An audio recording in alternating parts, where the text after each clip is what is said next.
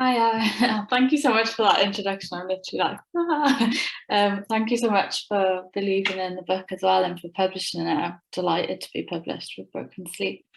Um, yeah, Back Teeth. I feel like I've been writing this poem in ways for years, so I'm just so happy to have it out in the world.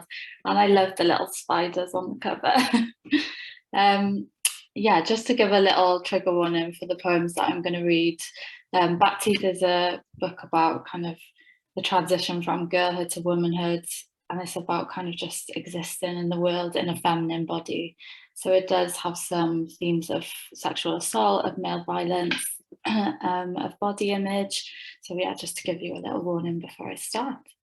So I'm going to start with the first poem in the book, which is called Sabrina, which was published in the Crossing Lines anthology. And this is inspired by Sabrina, the goddess of the River Severn.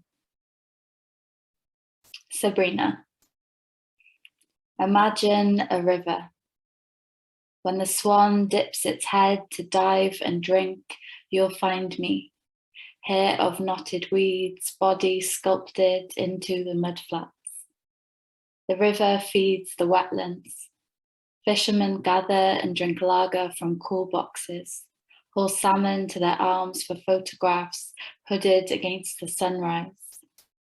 You'll find hooks protruding from the pores of your skin. When the body of a woman is devoured, cut open, spat back onto the bank, we'll run the river red, roll her out clean.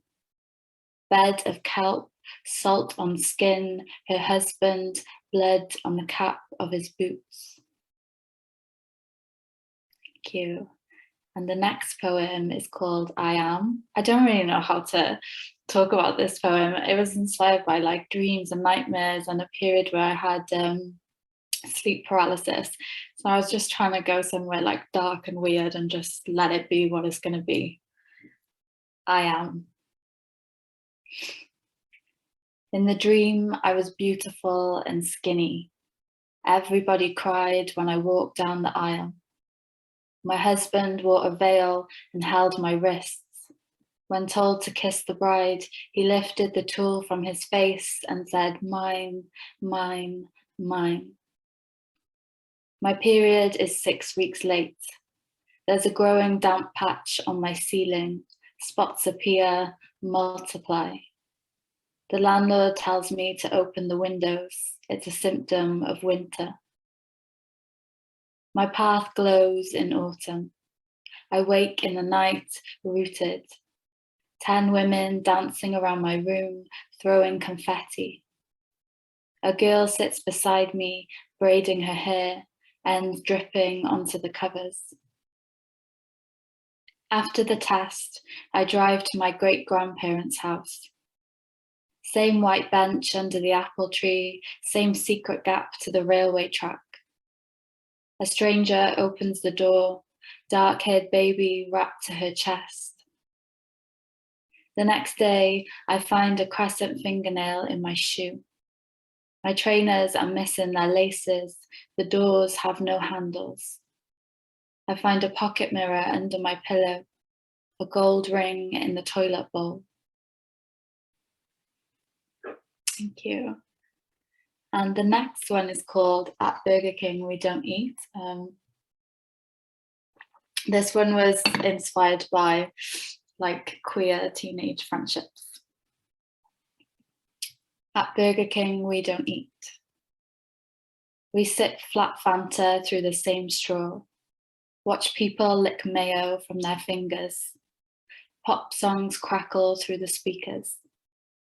My thighs spread on red vinyl. Her skin is taut, dusted with fine blonde hairs. In the Topshop fitting rooms, we have the maximum amount of clothes. You're tiny. We change with our backs to each other. She peeks at me, sliding Joni jeans over my bum, me at the dip of her backs when she's changing tops. Are you hungry? She shakes her head. Me either. She takes a mouthful of ice from the Fanta cup, sticks her tongue out. I watch it pool, spill from the corners. She runs her finger over her collar. We leave the beach party early, the sea a deep purple. We chase the incoming tide across the pebbled coastline, vodka from the bottle in quick swigs. The whole town behind us, glittering, ours. When it gets dark, she caves, I follow. We rip open paper bags and sprawl fresh chips into one golden heap. Steal half-eaten chicken royales and Whopper burgers abandoned around us. Ketchup on her lower lip, aftertaste on my tongue. Thank you. This next one's called Again. I wrote this poem after the murder of Sabrina Nessa, who was a teacher in London who was murdered on a very short walk through a park. And just kind of about that real fear that you have that that could happen to you someday, and how you just kind of carry on because you don't have any choice but to. Again. I have died on this road over and over. I know the pattern of my blood, the groove of my heels heaved through mud. I've heard footsteps behind me quicken, saw the man's teeth catch the dark. On my balcony, a trellis of honeysuckle curls towards the sky, scorched buds coiled in spider webs. I drink wine and watch the sun melt over the spot where he'll split my throat when he is quicker, kinder. Each day, I take my body and walk to where I'm going. Thank you. This next poem's called Homecoming. An earlier version, I think I changed it a bit, was published in the Crossing Lines anthology as well. And I was going through a period of like moving house, and so were my parents. And I was kind of thinking about home as like this sort of interchangeable thing that we take with us to new places, but also a place that you leave and leave a part of yourself behind. Homecoming. Unpacking our insides from boxes, I pop my kidneys in the kitchen cupboard. My mother wraps her large intestine around the curtain rail. My father paints the walls with the rough of his spleen. Home. A slice of a new moon for us that first night. I hear something under my bed. An old sick heart in a shoebox. Half its tissue charcoal black, still pumping, slow. I watch the disease spread like butter, choking arteries, bottlenecking veins with gold bubble thickness, fast till the beat is swallowed whole. Thank you. And the last poem is called Sophie.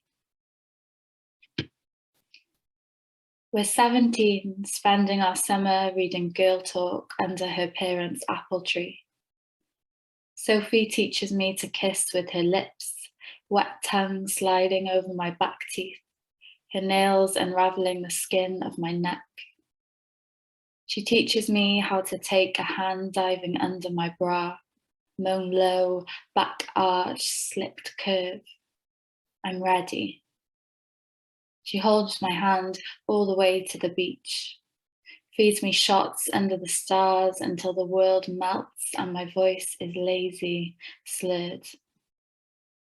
She introduces me to a boy with acne scars. He has me on his lower back, on his lap, hand at my lower back, drawing slow circles. His face, blurry double take, ground shifting beneath me. He takes me to the woods. I'm tripping over my feet, glowing at the moon. You're so fucking drunk. Look back. Sophie's watching us, waving. Thank you. Thank you so much for listening.